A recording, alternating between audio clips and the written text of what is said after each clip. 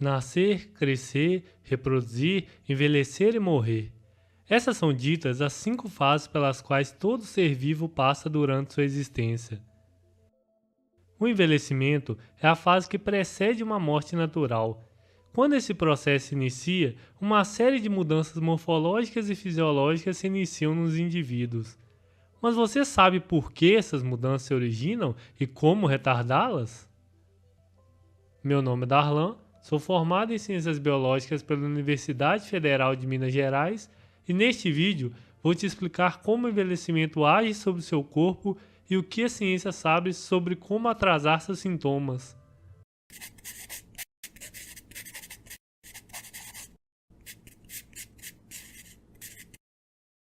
Em nós humanos, há diversos sintomas causados pelo envelhecimento. Você, por acaso, já teve a impressão que sua avó ou seu avô estava mais baixo do que você se recordava? Apesar de ser um processo realmente lento, a diminuição na estatura de idosos de fato ocorre. Na verdade, esse processo é gradual e se inicia antes mesmo da pessoa poder ser considerada idosa. A partir dos 40 anos de idade, nós diminuímos cerca de 1 centímetro a cada 10 anos. Isso se deve à perda óssea que ocorre nas vértebras das pessoas nessa faixa etária.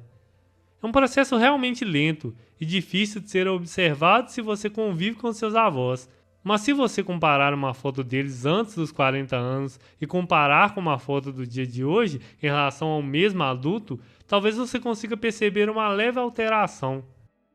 Um outro sintoma associado ao envelhecimento, e que na verdade ocasiona uma série de outros sintomas, está associado à multiplicação das células.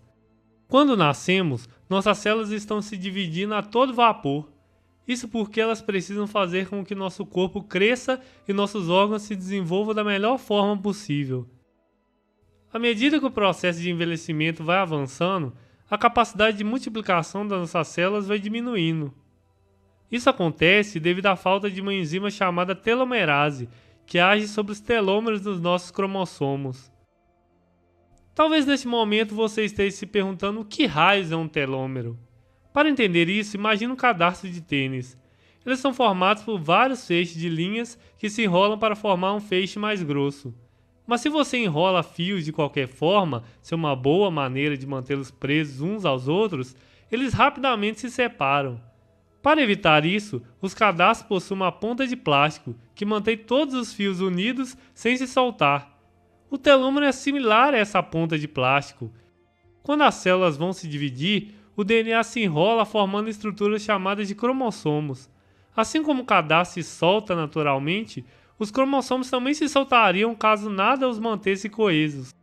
Para resolver esse problema, os telômeros agem como as pontas de plástico do cadarço, mantendo o DNA enrolado na forma de cromossomo.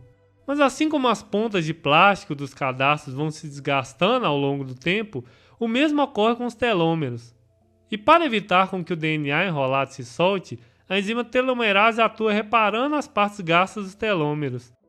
O problema é que quando envelhecemos, a produção da telomerase cai, de forma que ao longo dos anos, o tamanho dos telômeros acaba diminuindo cada vez mais.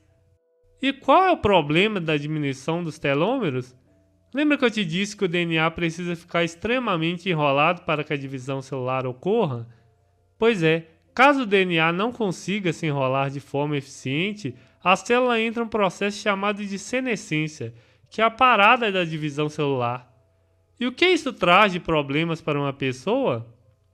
Acontece que a divisão celular é um processo importantíssimo em várias atividades do corpo. Se nos ferimos, por exemplo, só conseguimos nos regenerar porque as células estão se dividindo e conseguem gerar um tecido novo. Como as células estão parando de se dividir durante o envelhecimento, o processo de regeneração é comprometido, o que aumenta o tempo que se leva para formar o novo tecido na região ferida. Mas a diminuição dos telômeros, na verdade, gera complicações muito maiores, como o desenvolvimento de doenças neurodegenerativas como o Alzheimer. Já se perguntou por que o Alzheimer é mais comum em idosos? A resposta também está na diminuição dos telômeros. A doença de Alzheimer ocorre pela morte de neurônios. A morte celular é um processo que naturalmente acontece com todas as células. Para não perder a função dessas células que morreram, nosso corpo produz novas células para que elas nunca estejam em falta.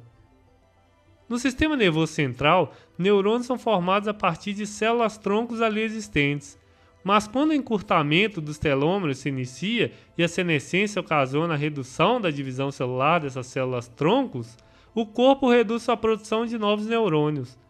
Dessa maneira, apesar da morte neuronal estar acontecendo como de costume, a reposição desses neurônios não é mais o suficiente, o que acarreta doenças neurodegenerativas como Alzheimer. Mas afinal, como podemos atrasar os sintomas do envelhecimento? A forma mais eficaz e menos agressiva ao nosso corpo é ter uma dieta saudável aliada à atividade física. Um fator que influencia drasticamente nosso envelhecimento são moléculas chamadas de radicais livres. Radicais livres são átomos ou moléculas que possuem elétrons em excesso. Se você se lembrar da química lá na educação básica, os átomos possuem a tendência a se estabilizarem. E eles fazem isso ficando com carga neutra por meio do compartilhamento de elétrons. Como os radicais livres possuem elétrons a mais, ou seja, carga negativa, eles interagem com as moléculas do nosso corpo que naturalmente possuem carga positiva. Ao fazer isso, eles mudam a conformação e a capacidade de realizar sua função de moléculas como proteínas e enzimas, atrapalhando o nosso corpo de realizar suas funções essenciais e causando doenças como Alzheimer. E o que a alimentação e a atividade física têm a ver com isso? Uma alimentação rica em calorias produz mais radicais livres a partir do metabolismo mitocondrial. Quando somos jovens, os proteassomos, que são moléculas capazes de eliminar proteínas danificadas, conseguem lidar com a maior parte dos problemas causados pelos radicais livres. Mas ao decorrer do envelhecimento, eles vão diminuindo a sua função, ocasionando maior número de proteínas e enzimas danificadas. Mas ao possuirmos como hábitos uma alimentação saudável com baixa ingestão calórica, diminuímos a formação de radicais livres. Aliada às atividades físicas, essa é uma forma de retardar os problemas trazidos com a idade. Além da atividade física e da boa alimentação, o uso de um suplemento chamado de creatina tem cada vez mais se mostrado eficaz na prevenção de doenças neurodegenerativas. Isso se deve ao fato de a perda da função de uma enzima chamada creatina quinase estar associada ao processo de neurodegeneração. E ao suplementarmos a creatina, protegemos a creatina quinase e mantemos sua função. E você sabe qual a função dessa enzima chamada de creatina quinase? Vou deixar aqui na tela um vídeo onde explica a função dela e a função da creatina durante a atividade física, que é hoje em dia um dos suplementos mais bem avaliados no quesito de melhoria no desempenho durante os treinos. Por hoje é isso. Se você gostou do vídeo, deixe seu like e se inscreva no canal. Muito obrigado e até a próxima.